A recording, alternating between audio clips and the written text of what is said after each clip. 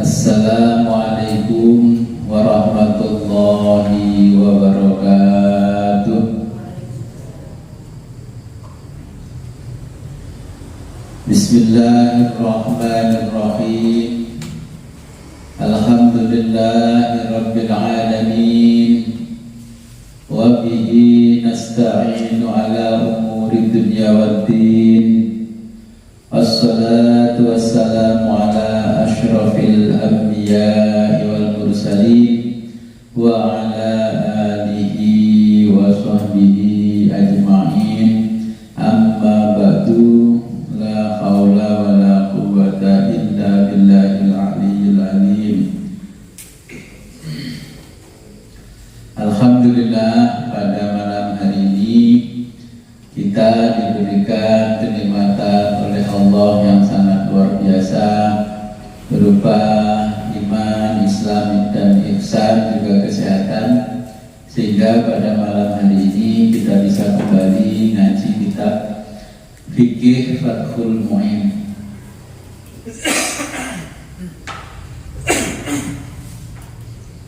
Sebelum kita mulai pengajian, marilah kita berkirim Fatihah terlebih dulu kepada junjungan kita. Sebelum kita mulai pengajian kita, marilah kita berkirim Fatihah terlebih dulu kepada junjungan kita, baginda Nabi besar Muhammad sallallahu alaihi wasallam. Semoga kelak kita mendapatkan syafaat dari beliau. Ila hadratin habibina wa syafi'ina wa qurrati a'yunina wa qudwatina Sayyidina wa maulana Muhammad sallallahu alaihi wa alihi wasallam wa ala alihi wa azwajihi wa auladihi wa dzurriyyatihi wa ahli baitihi wa ashabihi al-kiram. Al-Fatihah. Iyyaka na'budu.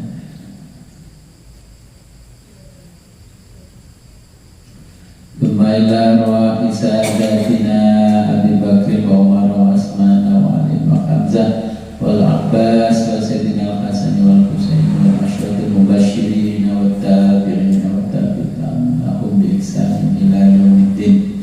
Al-Fatihah. A'udzu billahi minasyaitonir rajim. Iyyaka na'budu. Tsumma ila Fatimatul Batul binti Sayyidil Mursalin wa Sayyidatina Khadijatul Kubra wa Aisyatul Ridha wa Sayyidina Ali Zainal Abidin wa Qadhi Sayyidina Muhammad Al-Baqir wa Sayyidina Jafar Shadiq wa Sayyidina Ali Al-Uraidi. Al-Fatihah. A'udzu billahi minasyaitonir rajim. Bismillahirrahmanirrahim. Fadzalladzina an'amta 'alaihim Ila ruhi mu'allif kitab Fathul Mu'in Asy-Syaikh Al-Allamah Zainuddin Abdul Aziz Al-Maliki Asy-Syafi'i rahimahullahu ta'ala wa nafa'ana bihi wa bi ulumihi wa bi barakatihi fid dharain wa li walidayhi wa li masyayikhihi. Al-Fatihah. Iyyaka na'budu. Ila arwahi abaina wa ummahatina wa sajdatina jaddatina wa furu'ina wa usulina wa al-khadirina fi majlisina hadha. Al-Fatihah. A'udzu billahi minasyaitonir rajim. Bismillah. Iyyaka na'budu ghairil maghdubi 'alaihim waladdallin. Amin.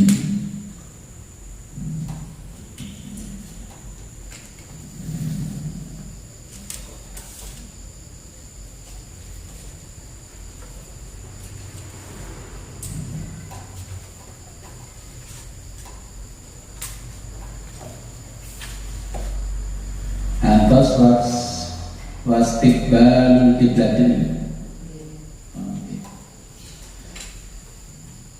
Saderenge ngaji, ya, sebelum kita ngaji, ini ada beberapa pertanyaan yang masuk ke channel YouTube saya.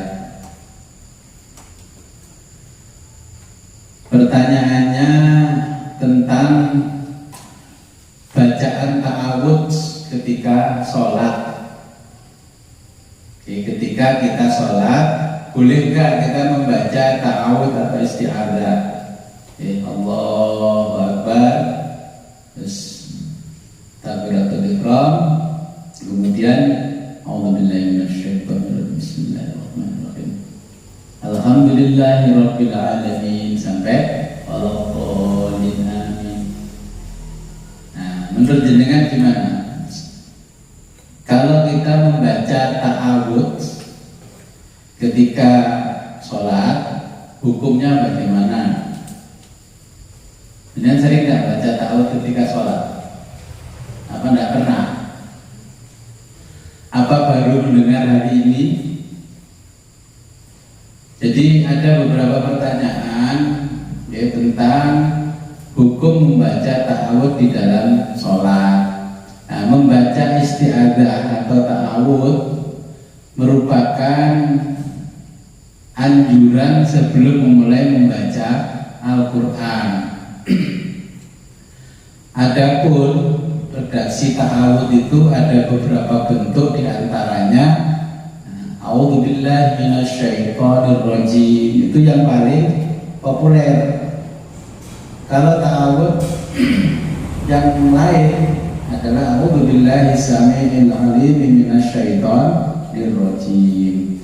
Jadi kalau kita membaca tafsir At-Tabari, dulu ketika Nabi berada di Gua Hira yang pertama, di Gua Hira itu datang malaikat Jibril memerintahkan kepada Nabi Iqra itu membaca ta'awudz, a'udzubillahi samii'il 'aliim minasyaitonir rajim. Nah, bagaimana pandangan imam empat madhab dalam hal ini?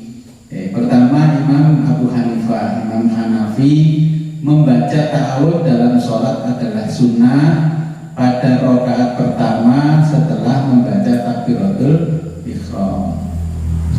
Nah, redaksinya a'udzubillahi minasyaitonir rajim. Dianjurkan dibaca oleh imam dan makmum kecuali makmum masbuk. Nah, ini cara membacanya. Kalau Imam Abu Hanifah atau Imam Hanafi membacanya begini, a'udzubillahi minasyaitonir rajim, ya, bacanya tidak keras. Terus berhenti, a'udzubillahi minasyaitonir rajim, bismillahirrahmanirrahim, berhenti, ya. Baru alhamdulillahirabbil alamin sampai walaqolin, berhenti sejenak. Ya, dari ta'awudz berhenti sejenak, kemudian bismillah, berhenti sejenak, kemudian alhamdulillahirabbil alamin sampai walaqolin, baru berhenti sejenak, jeda, ya, kemudian membaca surat. Ini pandangannya Imam Abu Hanifah. Yang kedua, Imam Malik, membaca ta'awudz dalam sholat adalah makruh. Ya, makruh, Imam Malik makruh. Ya. Baik dalam sholat sirriyah, ya, seperti zuhur, asar dengan sirri, dan jahriyah seperti maghrib, isya dan subuh. Ya. Pada sholat sunnah diperbolehkan, tapi bukan disunnahkan, diperbolehkan. Ya. Redaksinya sama, a'udzubillahi minasyaitonir rajim. Ya. Yang ketiga, ini Imam Syafi'i. Nah, Imam Syafi'i berpendapat membaca ta'awudz adalah sunnah dalam setiap rakaat, baik dalam sholat fardu maupun sholat sunnah, dengan redaksinya a'udzubillahi minasyaitonir rajim. Kemudian Imam Hambali, ya, yang keempat ini mazhabnya Hambali, mengatakan membaca ta'awudz adalah sunnah pada rakaat pertama saja. Rakaat berikutnya tidak ada anjuran. Redaksi yang digunakan adalah a'udzubillahi samiil alim minasyaitonir rajim. Ini bisa kita lihat keterangan ini di kitab Fikih alal Madzahibil Arba'ah. Jadi ini ada kitab fikih 4 madhab. Ya, ini kitab fikih 4 madhab. Saya punya 7 jilid. Ya, ini di sini dijelaskan semuanya. Jadi di kitab ini dijelaskan, ya. Kalau ingin tahu detailnya di sini jilid 1 ini halaman 232.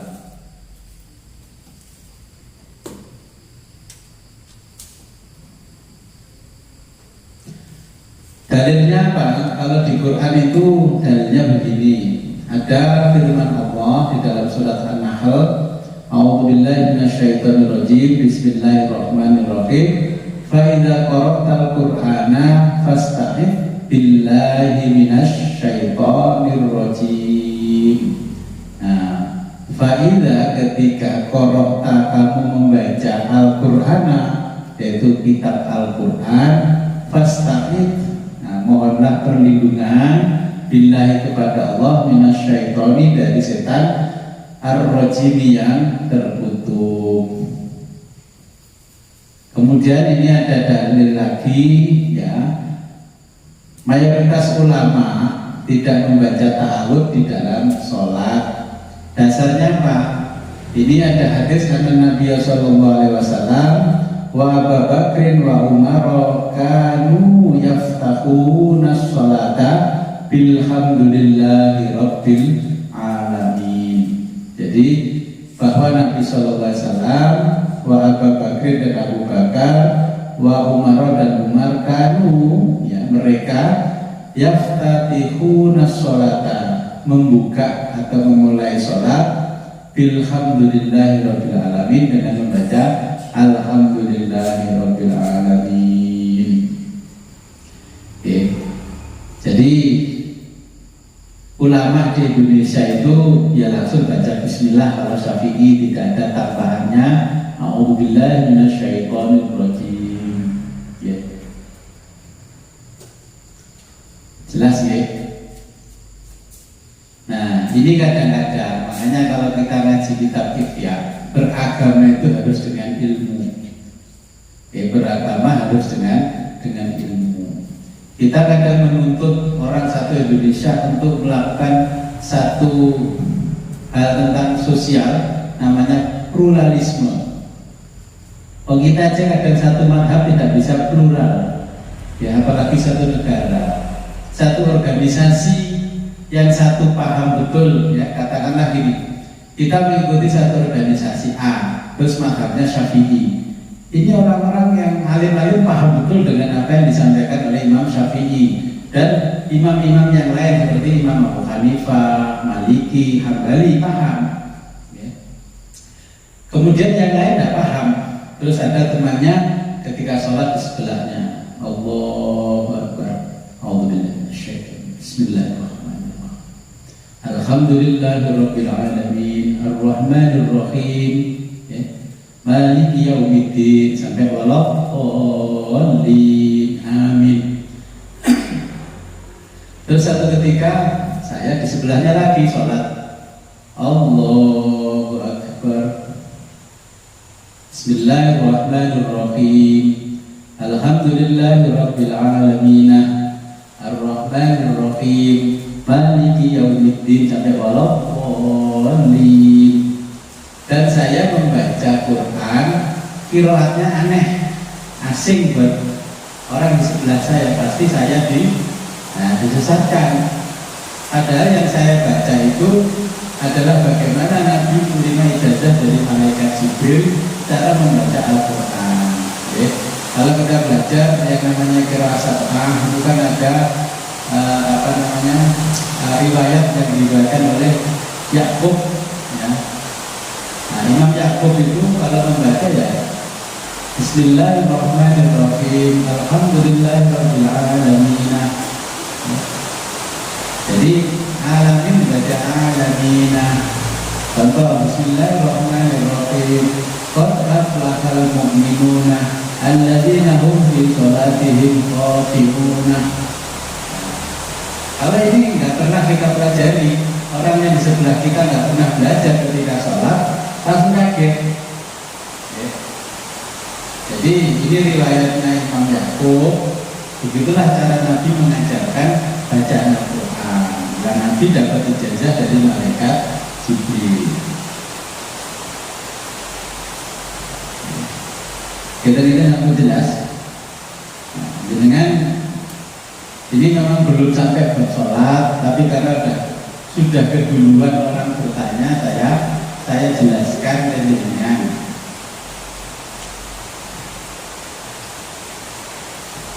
Terus pertanyaannya, apa perbedaan syariat dengan fikih? Syariat dengan fikih. Kalau syariat itu aturan Allah dan Nabi-Nya yang ada di dalam Al-Quran dan hadis yang tidak bisa dirubah atau diotak-atik ya bahasa kita, bisa dirubah.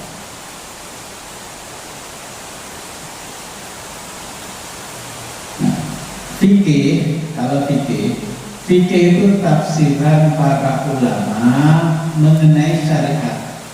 Tafsiran para ulama mengenai syariat.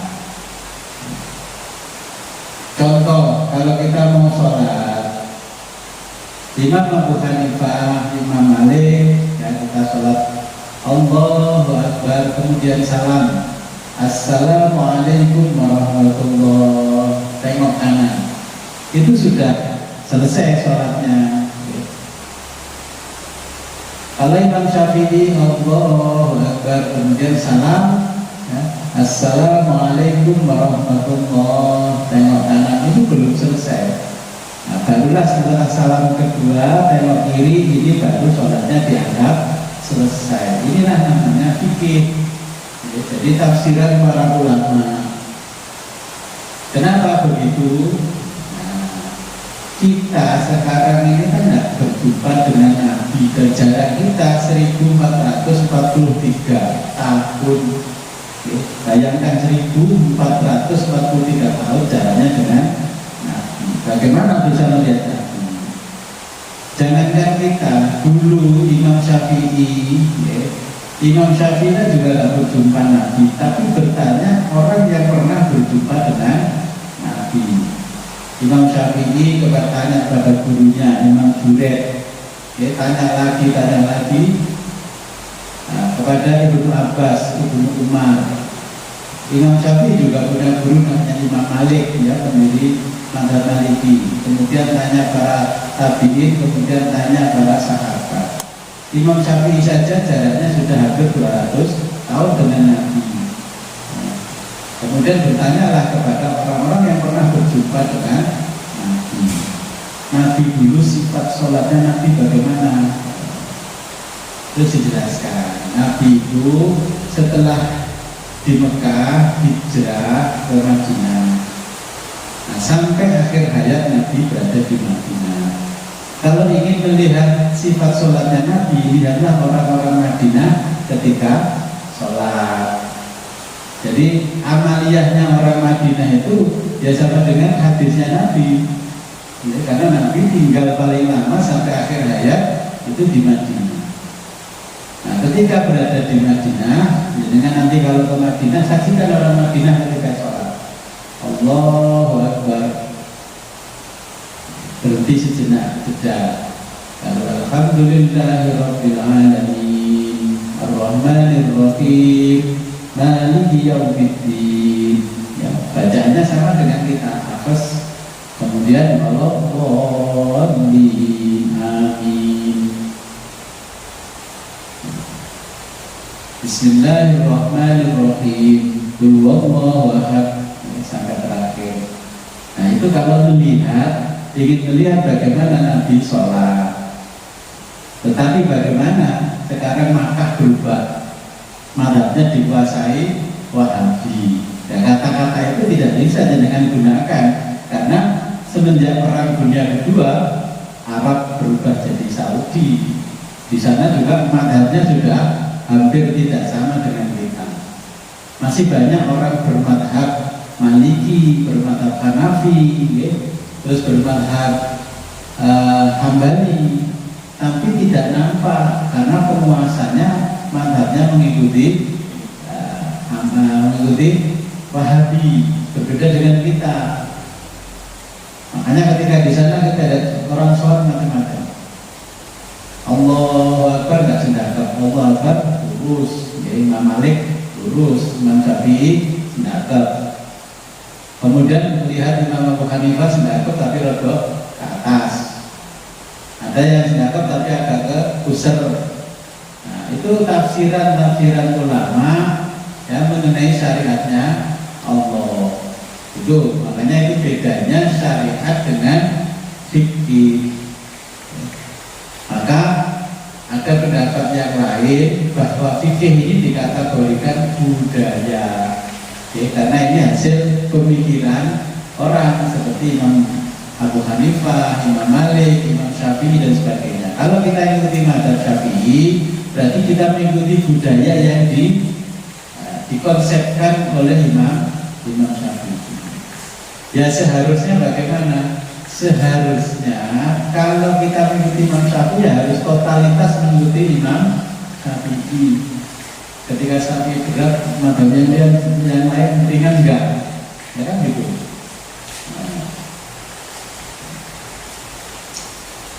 Fikih ini berubah. Ini paradigmanya berubah. Makanya ada dengan nanti kalau belajar ilmu sosial yang lain seperti al-hikmah, itu Islam dipandang dari dua sudut, Islam Muhammadi dan Islam Umawi. Ketika cucu Nabi Sayyid Husain dan Sayyid Hasan terbunuh, itu Islam mulai menjadi dua sudut pandang. Yang satu Islam Muhammadi, Islam yang benar-benar mengikuti Nabi. Yang satu Islam Umawi, Islam yang mengikuti penguasa Bani Umayyah. Makanya ada beberapa, kalau kita kaji sekarang, ada beberapa ibadah itu yang sebenarnya bukan sunnahnya Nabi, tapi dilanggengkan sunnah itu karena kekuasaan. Ya. Itu nanti kalau kita belajar yang namanya maqasidus syariah. Kalau fikih yang kita baca ini seperti Fathul Mu'in, barang jadi tinggal dibaca, dipelajari, diingat-ingat, diamalkan. Nah, kalau kita belajar maqasidus syariah, ya, dasar-dasarnya syariah, kita akan tahu perbedaannya. Kenapa ini berbeda? Kenapa ini begini? Nah, itu nanti kita belajar di maqasidus syariah. Minimal kita belajarnya di usul fikih yang kita pelajari di sini walaqot, ya, sama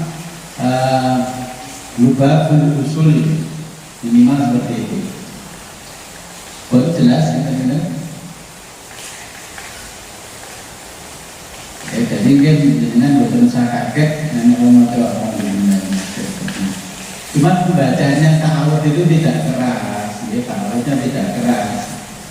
Nah sekarang tidak keras, ta'awud basmalah tidak keras. Kalau orang Muhammadiyah pasti baca ta'awud, tapi yang a'udzubillahi minasyaitonirrajim bismillahirrahmanirrahim sirri. Tapi Imam Melali sirri ini di depan mulutnya ada mikrofon.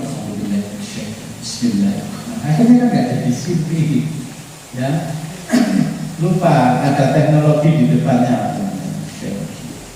Tapi ketika dengan sholat mempraktekkan apa yang disampaikan Imam Syafi'i seperti di kitab fikih Al-Mazhabil Arba'ah ini, kalau di lingkungan kita itu nggak pernah melakukan itu, jadi aneh.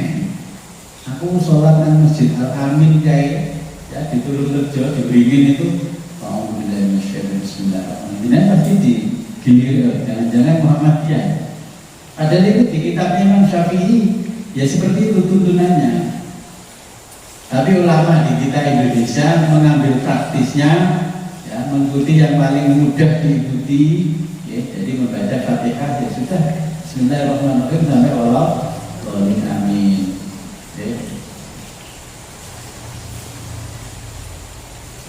Jadi kita sekarang baca kitab fikihnya. Bismillahirrahmanirrahim. Qala al-muallifu rahimahullahu ta'ala wa nafa'ana bihi wa bi ulumihi fid dharaini amin ya rabbal alamin.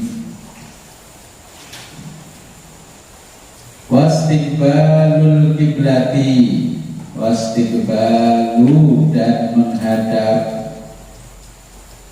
al-kiblati kiblat.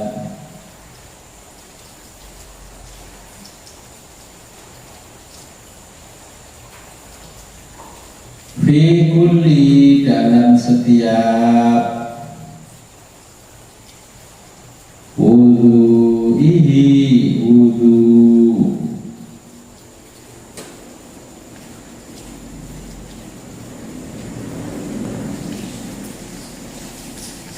Watarku takallumin, watarku dan tidak atau meninggalkan, ya. Kalau bahasa kita Indonesia watarku dan tidak takallumin, berbicara.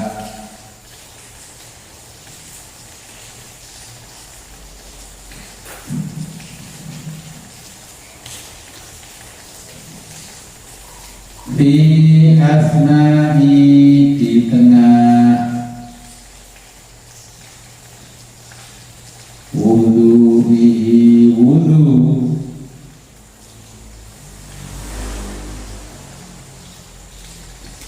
Bila tanpa ada hajatin hajat,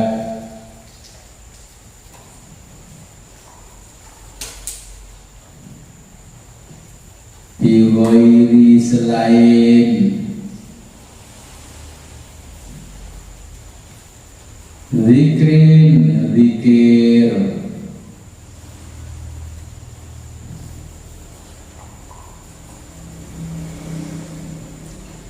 wala dan tidak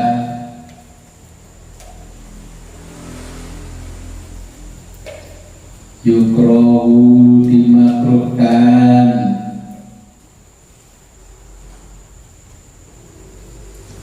salamun, mengucap salam,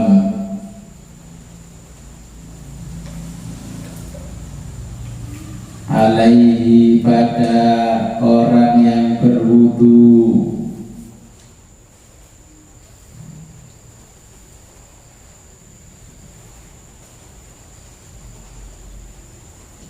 Wala dan tidak juga, maksudnya tidak juga dimakruhkan, minhu, dari orang yang berwudu.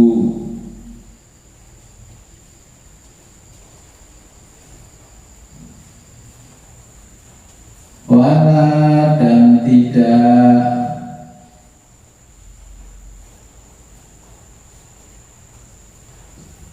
raddu, menjawabnya.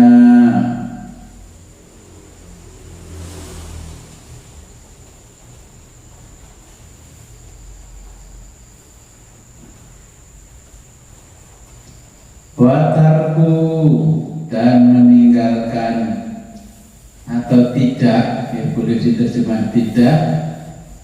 Watarku dan tidak tansyifin, mengelap, ya, mengelap bekas wudu.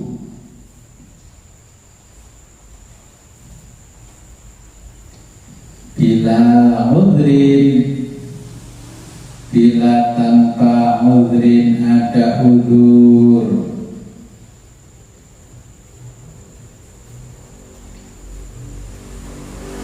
Lil ittibai, karena mengikuti Nabi.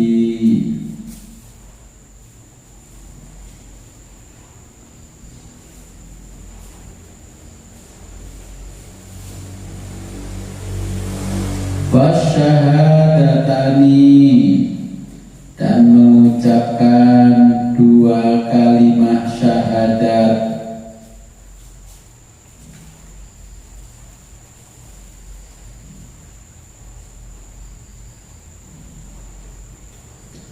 Aqibahu setelah wudu.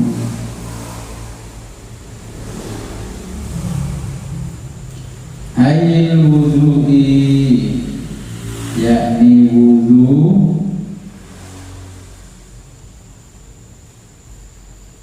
Bihaisu sekiranya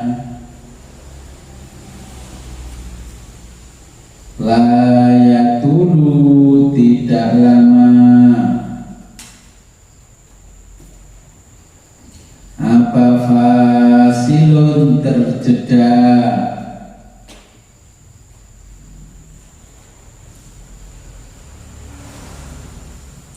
anhu dari wudu.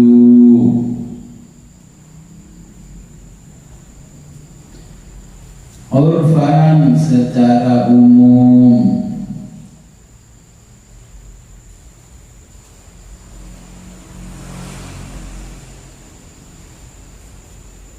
fayaqulu, dan mengucapkan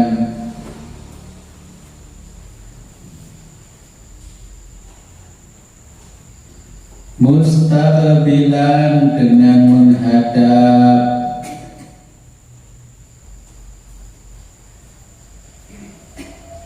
lil qiblati, kiblat,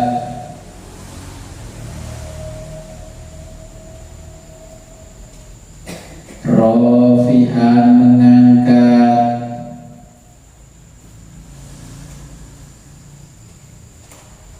yadaihi, kedua tangan,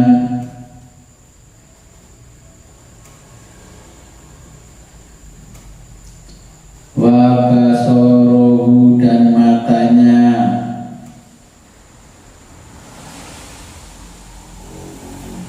ilas samai, ke arah langit,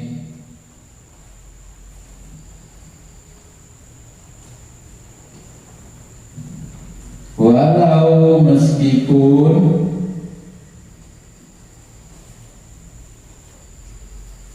akma, orang tersebut buta.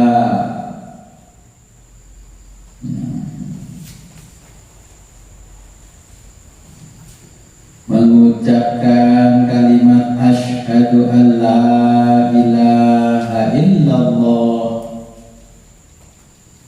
wahdahu la syarikalah wa asyhadu anna Muhammadan abduhu wa rasuluh. Ini kalimat, dua kalimat syahadatnya.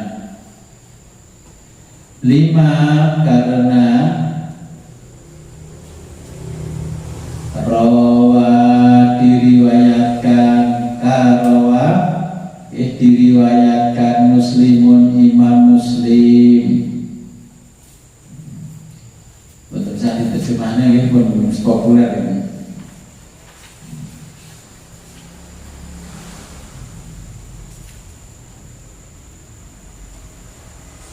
An Rasulillahi, dari Rasulullah,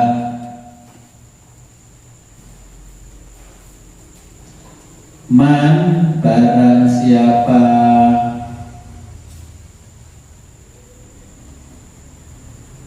tawaddo'a, wudu,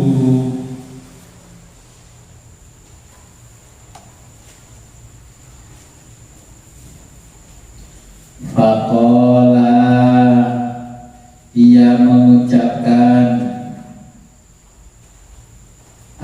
asyhadu an la ilaha illallah ila akhir. Iku tulisannya nggih alif lam kha nggih. Singkatan ila akhirih.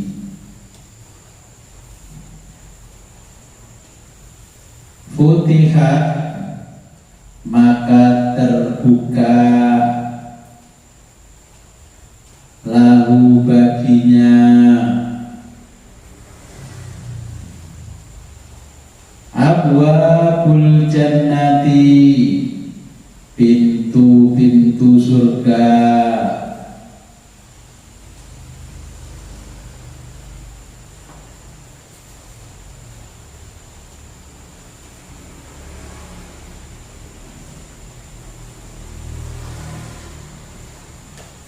As-samaniyati yang 8.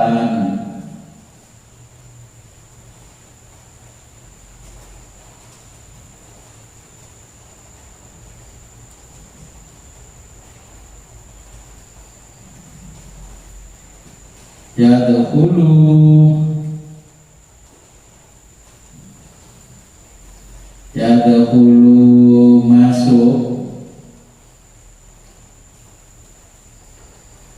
min dari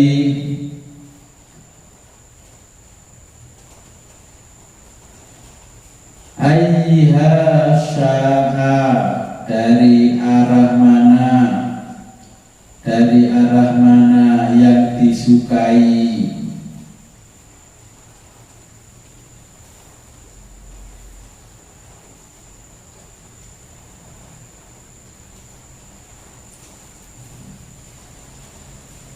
Zada menambahkan, maksudnya menambahkan redaksi doa. Siapa at-Tirmidzi, Imam Tirmidzi. Tambahannya Allahumma ja'alni minat tawwabina waj'alni minal mutatahhirina. Ini ku tambahannya Imam Tirmidzi. Asyhadu an la ilaha illallah wahdahu la syarikalah wa asyhadu anna Muhammadan abduhu wa rasuluh. Allahumma ja'alni minat tawwabin waj'alni minal mutatahhirin. Kenapa tahu ini?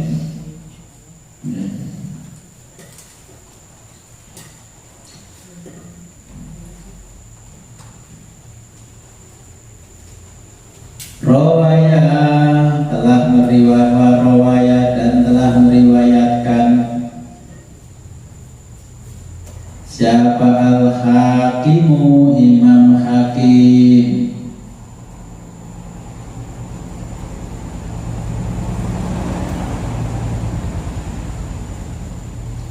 Wasahhahahu dan mensahihkan Imam Hakim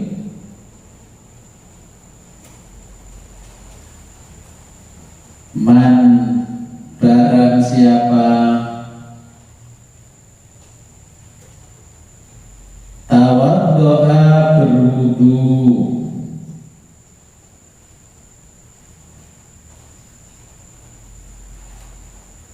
thumma kemudian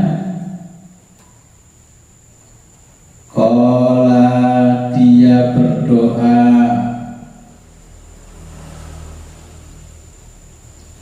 subhanakallahumma wa bihamdika asyhadu an la ilaha illa anta astaghfiruka wa atubu ilaik. Tunggu apa nih kalian jadi macam ngaji kafaratul majlis. Karena kita diberikan kekuatan oleh Allah dari duduk, dari jongkok, membungkuk bisa kembali lurus. Jadi Nabi dulu ketika duduk mau bangkit dari duduk yang membaca ini kafaratul majlis. Akhirnya kita ini setiap habis acara apapun ya tahlilan apa-apa, duduk dengan waktu yang agak lama terus bisa kembali berdiri, ya inilah doanya. Ya seharusnya jenengan tidak hanya waktu kondisi-kondisi seperti itu, ya nanti setelah ngaji selesai mau berdiri walaupun tidak saya pandu, ya baca doa ini. Allahumma subhanaka Allahumma bihamdika asyhadu an la ilaha illa anta astaghfiruka wa atubu ilaik.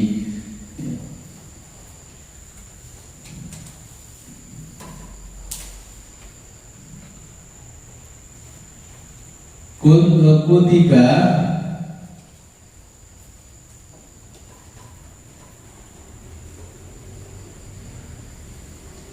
Kutiba orang tersebut ditulis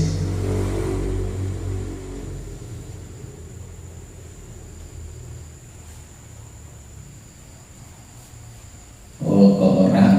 Kutiba doa tersebut ditulis.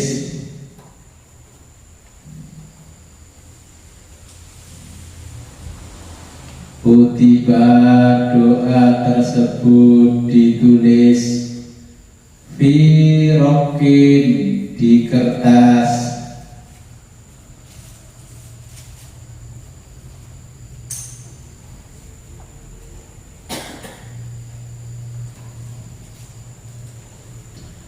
Suma lalu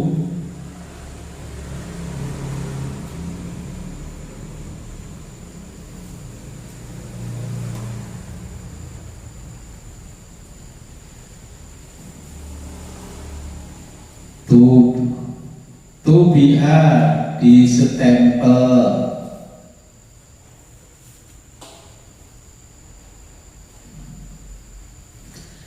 ditobahin dengan stempel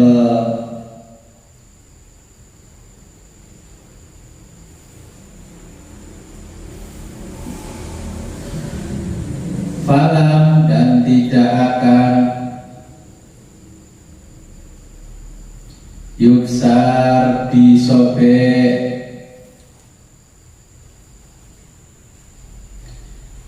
ila yaumil kiamati sampai yaumil kiamati hari kiamat.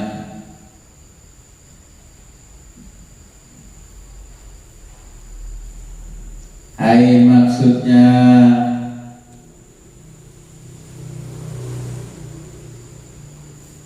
lam tidak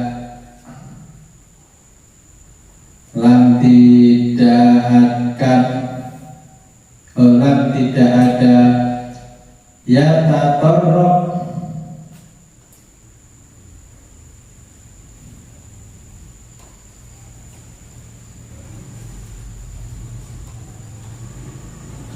lam ya tatorrok tidak ada yang tatorrok yang bisa menghilangkan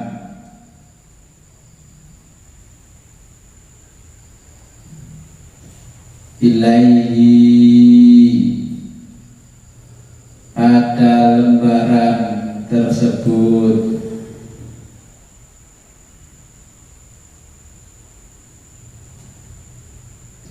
ibtolun menghilangkan cap stempel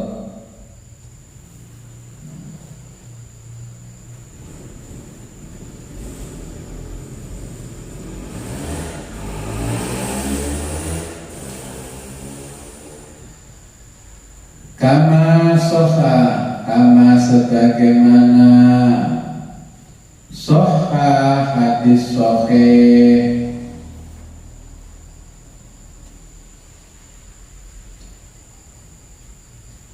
hatta sampai yaro orang tersebut melihat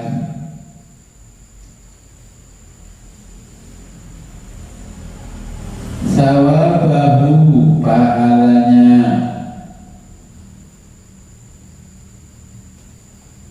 sawabahul azima pahalanya al-azima yang besar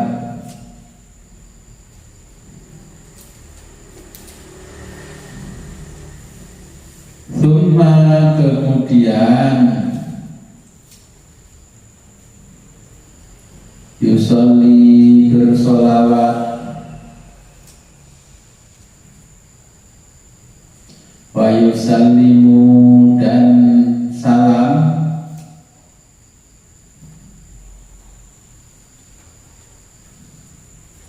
ala sayyidina kepada junjungan kita Muhammadin Nabi Muhammad wa ali dan keluarga Sayyidina Muhammadin junjungan kita Muhammadin Nabi Muhammad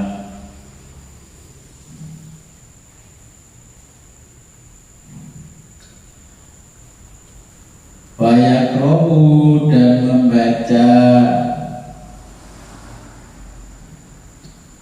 inna anzalnahu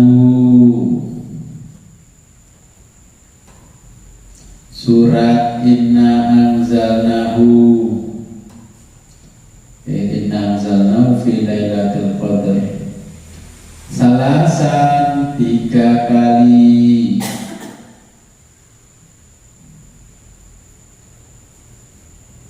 kadzalika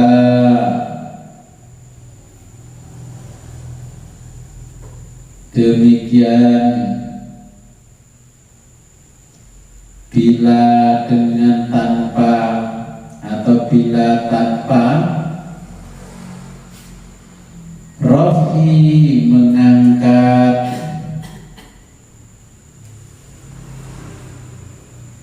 yatim tangan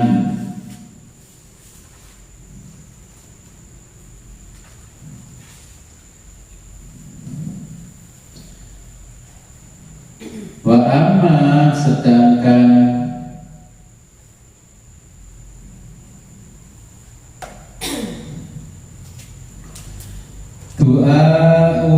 doa-doa wa amma sedangkan doaul a'dha'i doa-doa anggota wudu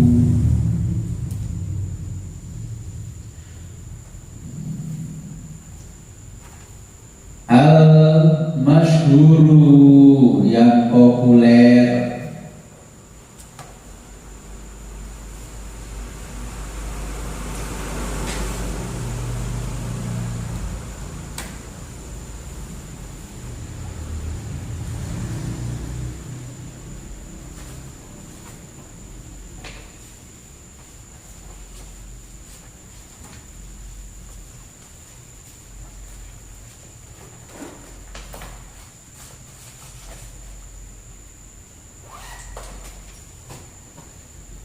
fala tidak ada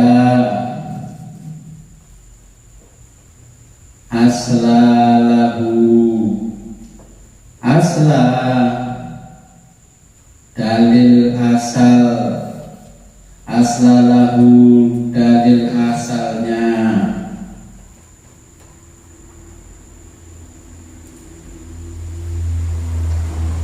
yu'tadu bihi sama sekali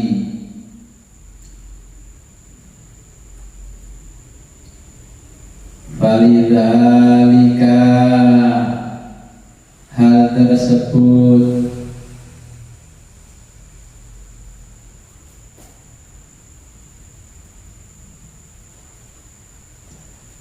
khalaftuhu dapat dipertimbangkan atau dapat aku pertimbangkan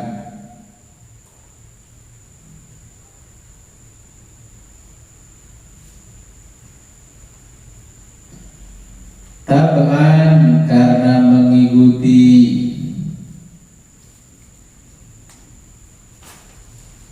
li syaikhi guru li syaikhil madhabi guru madhab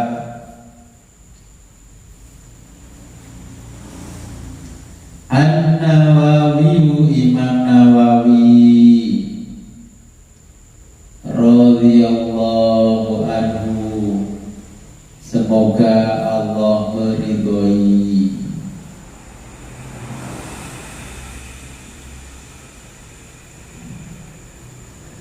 Wakila sebagaimana ulama mengatakan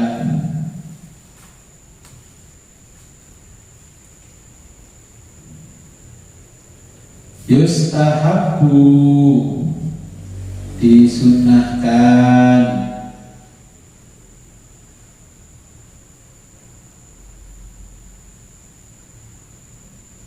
ayyakula mengucapkan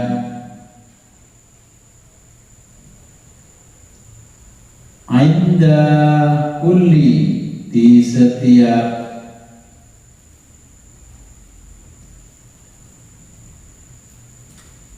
udwin anggota wudu.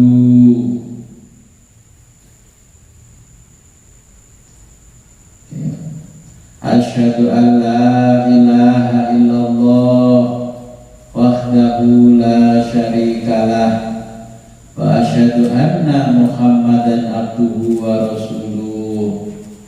Mengucapkan doa ketika wudu, dari setiap anggota wudu, doanya asyhadu an la ilaha illallah wahdahu la syarikalah wa asyhadu anna Muhammadan abduhu wa rasuluh. Li khobarin, ya, karena menurut hadis rawahu yang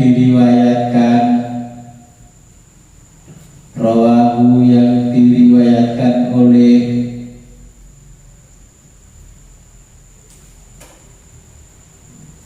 Al-Mustaghfiri, Imam Al-Mustaghfiri,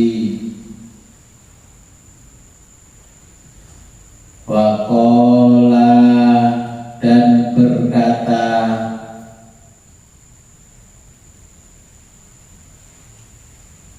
hasanun, hadis ini hasan, gharibun dan gharib.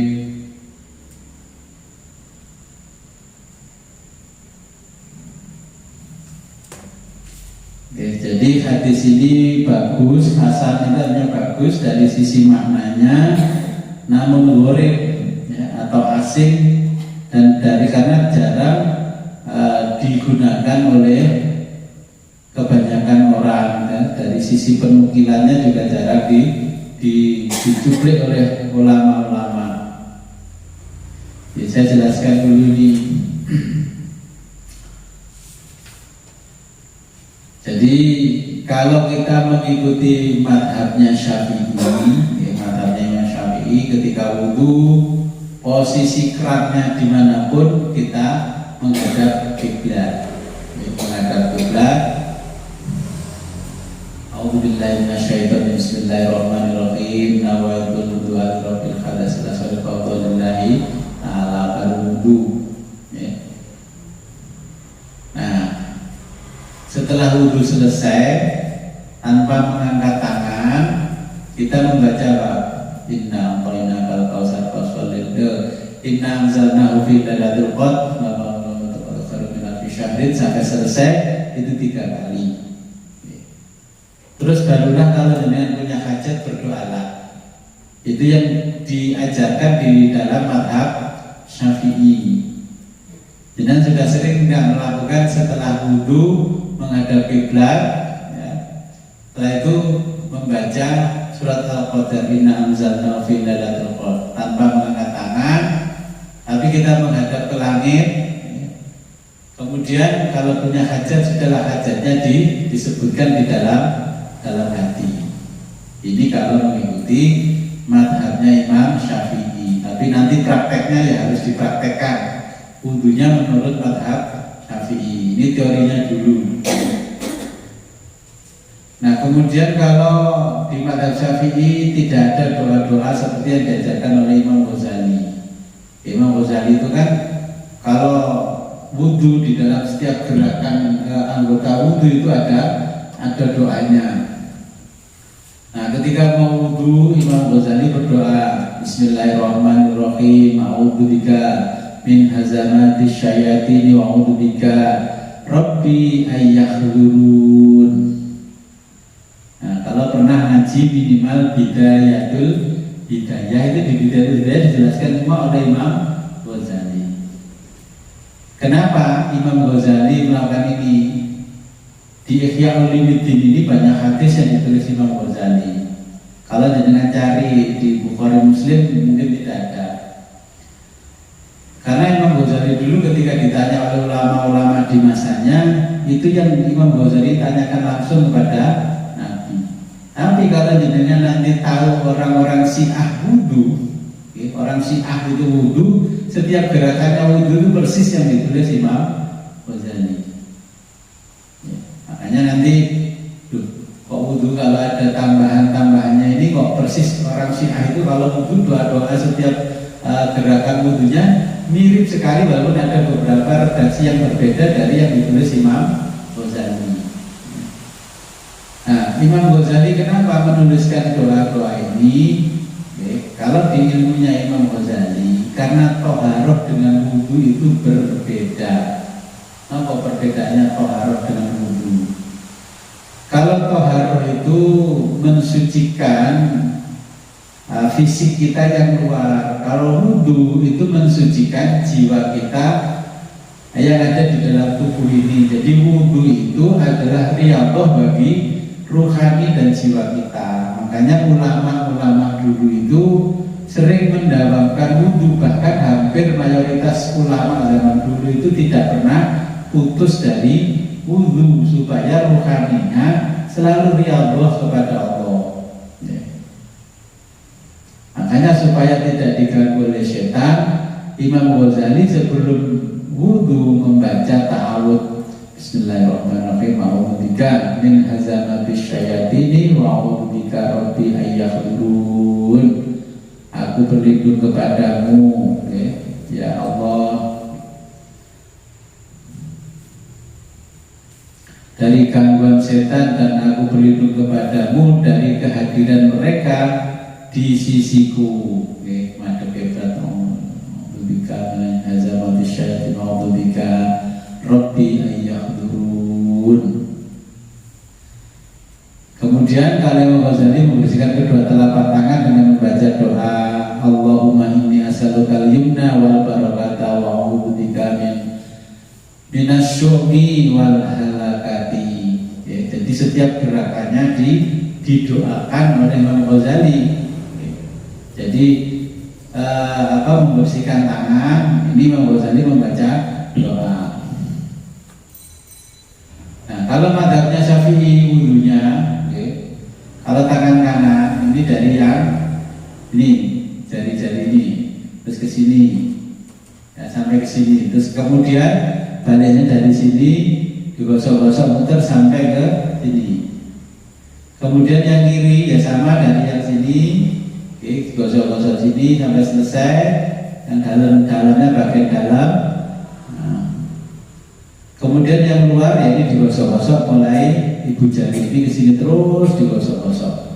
Nah, makanya kalau di kitab itu ada batinihi, bagian dalamnya ini, zahirnya ya ini, yang luarnya ini, makanya digosok-gosok. Digosok-gosok dulu.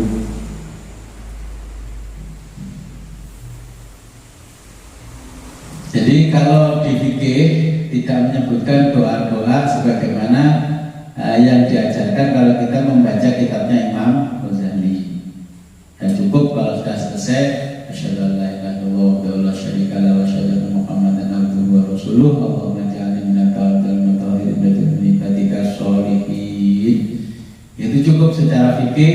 Tapi kalau dengan menjalani ilmu tasawuf ya mengikuti Imam Ghazali, karena mensucikan bagi Imam Ghazali itu toharoh dan wudu berbeda maksud dan tujuannya. Sama-sama punya tujuan itu membersihkan, tapi yang dibersihkan antara zahir dan batin.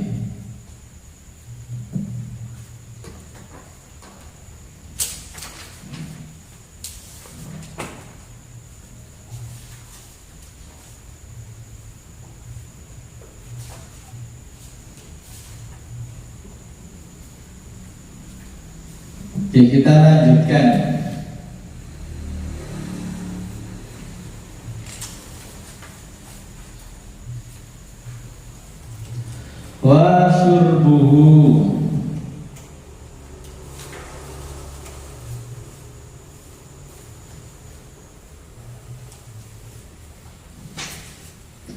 wa syurbuhu dan minum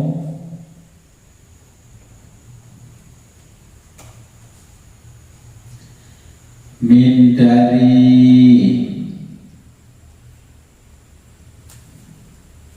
fadli sisa wudu'ihi air wudunya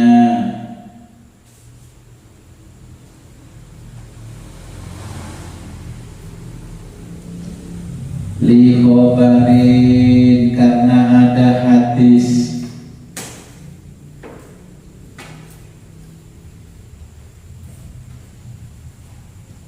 inna bahwa fihi di dalam sisa air wudu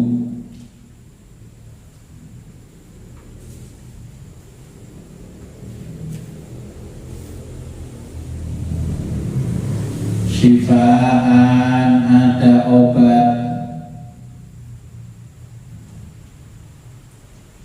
mingkuli dari segala macam dain penyakit. Tapi sekarang kayaknya yang dimaksud di fikih ini air wudhu yang bisa digunakan obat itu air wudhu yang masih berbentuk kolam yang kayak jeding-jedingan itu kamar mandi, terus jumlahnya besar, terus orang wudhu itu ketika wudhu ya, air yang dari wajahnya itu menetes ke air yang ada di kolam itu. Oke, kalau kamar mandi yang besar, kamar mandi itu, terus wudhunya ini masih banyak yang menetes. Makanya dulu ulama-ulama itu kalau ada umatnya sakit mesti diambilkan air di mana tempat orang wudhu. Nah, kalau pakai keran itu kan nggak menetes sama sekali ke tempatnya wudhu.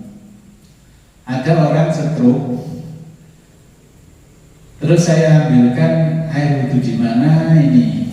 Akhirnya saya wudhu sendiri, dengan wudhu saya itu sebagian saya percikkan ke tempatnya itu ke ember yang besar, saya percikkan begini. Setelah saya wudhu selesai, nah itu saya ambil sedikit, kemudian saya suruh minum, ya, kemudian duduk itu saya suruh membaca doa kafaratul majlis. Nah, dilalah kersane Gusti Allah, yang dilalah ini. Setelah minum itu orangnya mulai bisa menggerakkan organ-organ tubuhnya sampai dia bisa berjalan. Saya mengingat kisahnya ulama-ulama terdahulu itu kalau memberi obat ke orang itu tidak aneh-aneh diambilkan air dari air minum.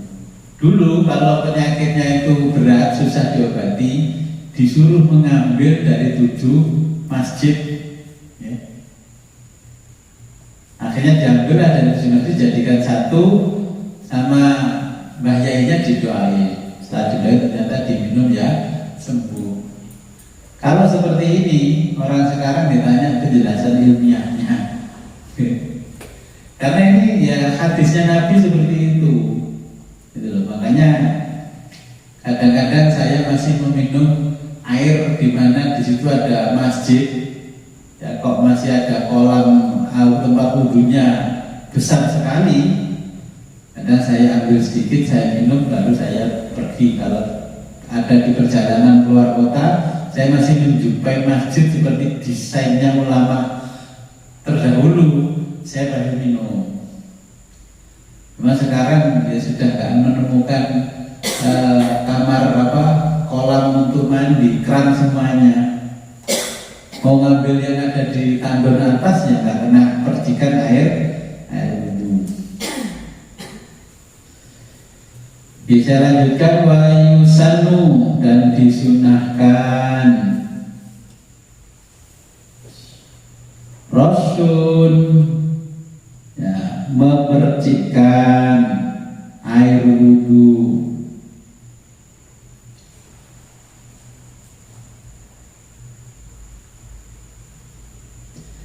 izari ke kain penutup badan.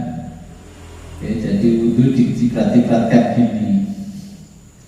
Tapi kalau nyiprat-nyipratkan ya jangan pas di masjid, kalau masih di tempat wudhu. Bihi pada kain,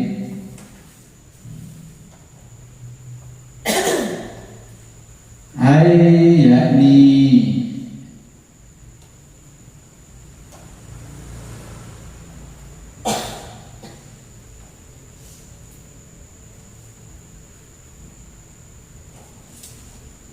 intawahama,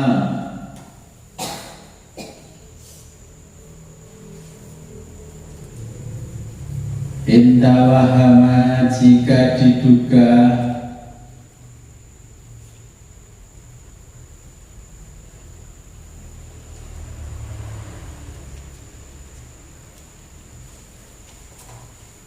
husula sampainya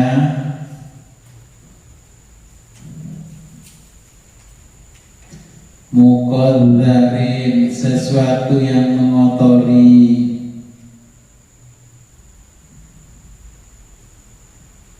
lahu padanya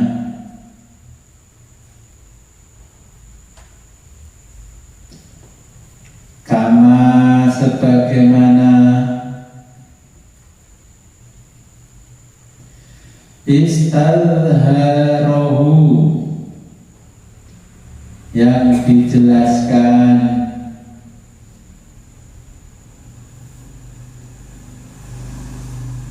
Syekhuna guru kita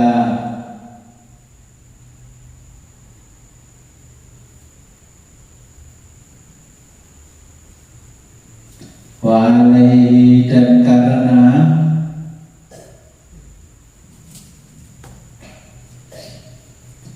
yuhmalu diarahkan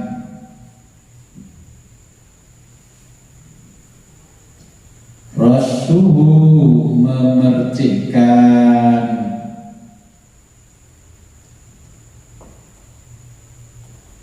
liizarihi pada kain penutup badan. Izarihi sarung. Yang dimaksud ini kisi gawe nutupi awak kelambinya. Bihi dengan air.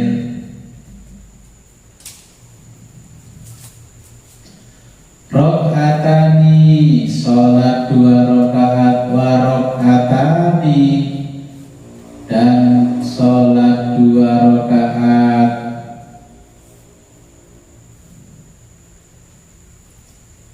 Ba'dal wudu'i setelah wudu.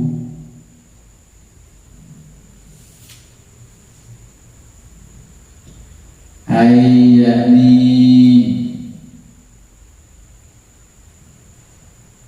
bihaisu sekiranya tunsabani dianggap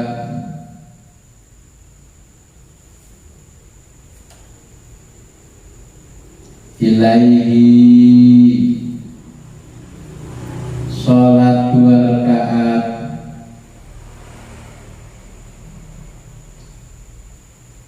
urfan secara umum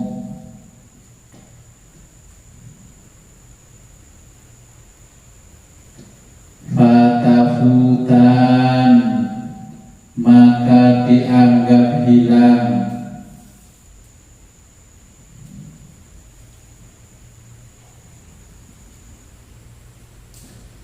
bituli karena lamanya, bitulil fasli karena lamanya jeda atau pemisah.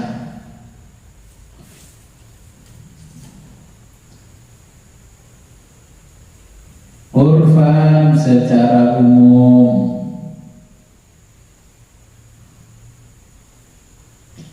al-aujahi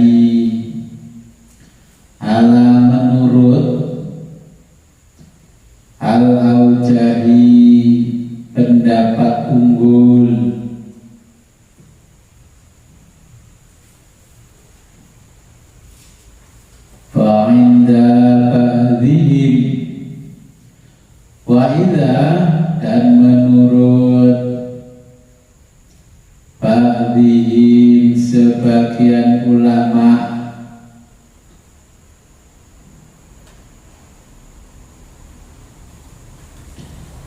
bil i'radi karena berpaling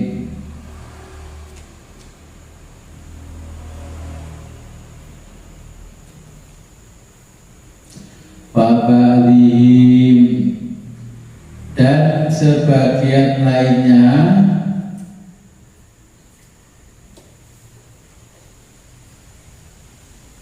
bijafafi karena keringnya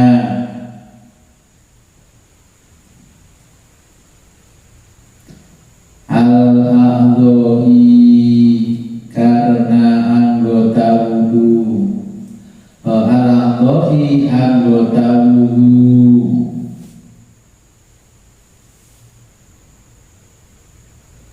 wakila dan pendapat lain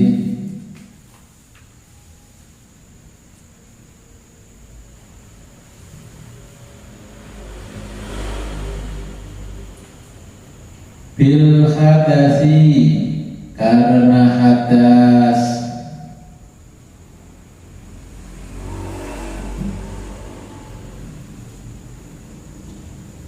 wa yaqra'u dan membaca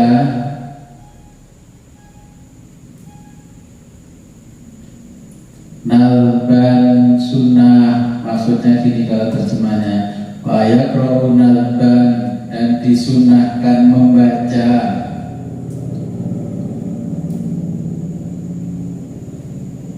fi ula di awal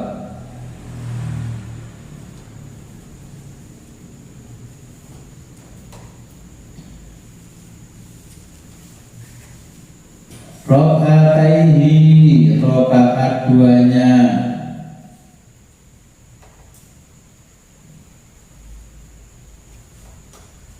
atau kedua rakaat ba'dal fatihati setelah surat al-fatihah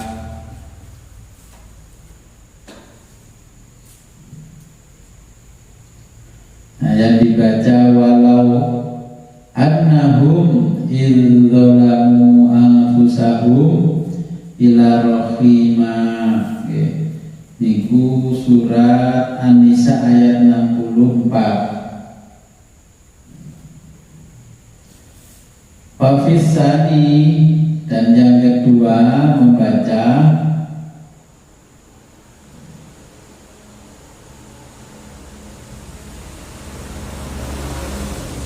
Pamayamal su'an au yadlim nafsahu ila rahimah. Jadi ke surat An-Nisa ayat 110 jenengan patusi kabar Qur'ani.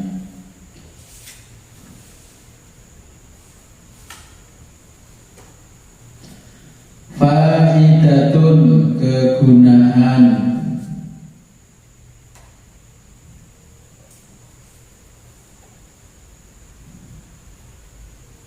yahrumu haram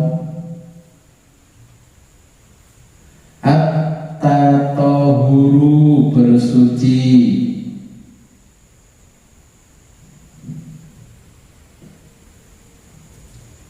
bil musabbali dengan air yang disediakan lisyurbi untuk minum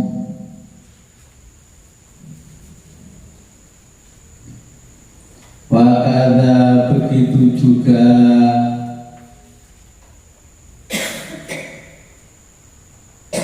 bimain dengan air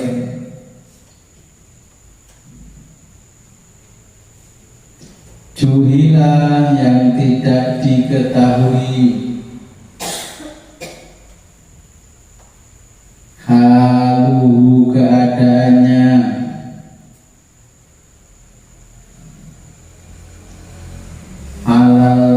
Al-Aujahi, menurut Al-Aujahi, pendapat unggul, pendapat yang unggul.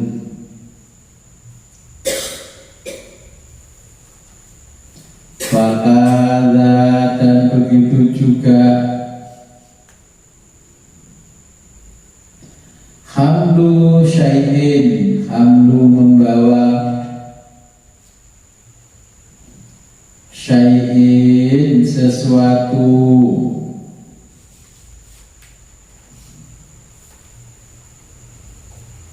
minal musabbali, dari al-musabbali, air yang disediakan,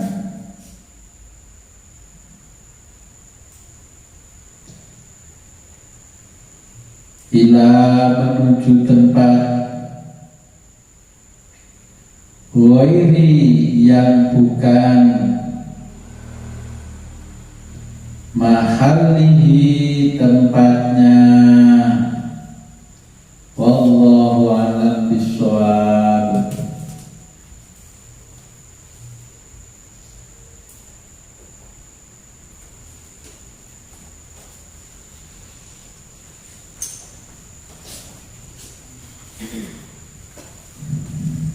Ya, jadi wudu.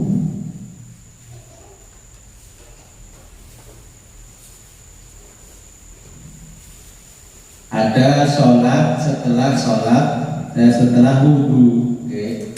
Sholat apa tadi? Badiatal wudu. Dulu di zaman Nabi masih hidup, ada sahabat namanya Bilal yang sering adzan itu, setiap selesai wudu dia ini langsung sholat 2 rakaat. Kemudian satu ketika Nabi mengetahui, terus tanya pada Bilal, Bilal, kamu sholat apa? Saya sholat tahiyatul wudu ya Rasul. Tahiyat itu menghormati, jadi sholat menghormati wudu. Nah, kemudian Nabi tidak melarang dan tidak menyuruh, tapi sepanjang hayatnya si Bilal ini selalu melakukan sholat 2 rakaat setelah wudu. Nah, sunnah yang demikian ini namanya sunnah takririyah. Jadi sunnah yang dilakukan para sahabat, tapi seumur hidup Nabi juga tidak pernah melakukan hal yang sama seperti itu. Jadi itu dilakukan oleh sahabat dan Nabi tidak melarang. Kalau Nabi tidak melarang, sahabat yang lain menganggap ya, itu boleh dilakukan. Sunnahnya namanya takririyah, ya. Jadi kalau ada sunnah-sunnah takririyah ini berarti di zaman Nabi masih hidup, Nabi tidak pernah melakukannya, tapi ada sahabat yang melakukan, tapi Nabi tidak melarang, ya, juga tidak berkomentar apa-apa. Nah, kalau mau melakukan sholat sunnah 2 rakaat setelah wudu, begitu wudu selesai, masuk ke masjid, musola, surau dan sebagainya, segera wudu. Kalau air-air yang ada di anggota wudu ini mengering, dan sudah tidak disunnahkan lagi sholat tahiyatul wudu, terlalu jauh jedanya. Ya, kalau mau sholat wudu ya wudu lagi baru sholat. Tapi zaman sekarang saya sudah jarang menjumpai orang dari tempat wudu masuk masjid sholat tahiyatul wudu. Terkadang dari satu tempat menuju masjid wudu dulu, masuk ke masjid tidak ada yang sholat tahiyatul masjid. Coba kalau Jumatan itu kita perhatikan, orang-orang laki-laki bapak-bapak ini itu saja ini sholat qobliyatul Jum'ah apa sholat tahiyatul masjid. Saya dengarkan bahkan sampai namanya khotib sudah khutbah itu masih banyak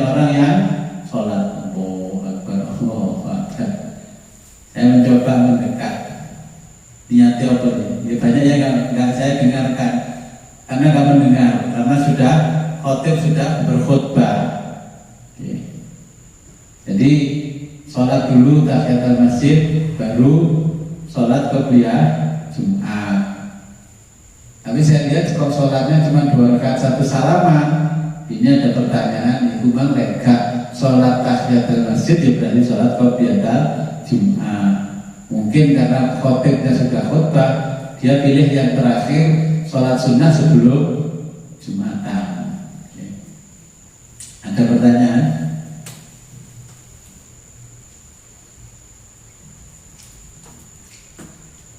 Ya, jadi ini masalah fikih. Ya, kalau fikih itu bisa berubah kapanpun, ya, sesuai zaman, waktu, dan keadaan.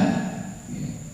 Dulu orang wudhu di zaman Nabi cukup airnya segini saja, terus pakai mengusap wajah sampai rata. Kenapa sekarang kalau harus rata harus digosok-gosok?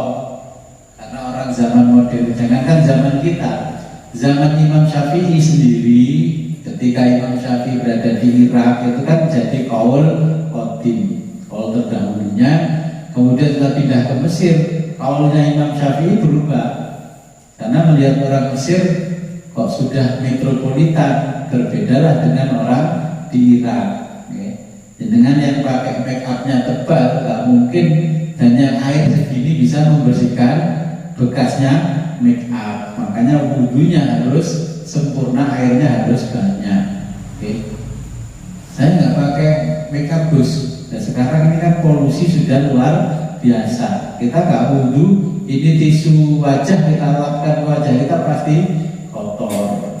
Makanya imam-imam madhab dulu sudah memandang jauh ke depan bahwa nanti di zaman-zaman modern pasti akan seperti itu. Makanya kita wudhunya harus dengan menggunakan air yang sangat banyak untuk membersihkan anggota-anggota wudhu. Sebelum kita akhiri, marilah kita berdoa kepada Allah. Mudah-mudahan apa yang kita pelajari pada malam hari ini membawa manfaat dan barokah kepada kita di dunia dan akhirat. A'udzubillahi minasyaitonirrajim. Bismillahirrahmanirrahim. Allahumma shalli wa sallim wa barik ala sayyidina Muhammad wa ala ali sayyidina Muhammad wa ala ali sahabati Rasulillah ajma'in. Allahumma rzuqna fahman nabiyyin wa hifdzal mursalin wa ilham muqarrabin. Allahumma iftah lana futuhal arifin. Allahumma iftah lana futuhal arifin. Allahumma iftah lana futuhal arifin. Rahmatika rahmatin. Allahumma hdina tariqal mustaqim. Barakatillah al-aziz. Allahumma hdina tariqal mustaqim. Barakatillah Jibril al-Madin. Allahumma hdina tariqal mustaqim. Barakatillah al-anbiya wal mursalin. Birahmatika ya arhamar rahimin. Wa sallallahu ala khairi khalqika sayyidina Muhammadin wa ala alihi wa sahbihi wa barik wa sallam. Alhamdulillahi rabbil alamin. Al-Fatihah.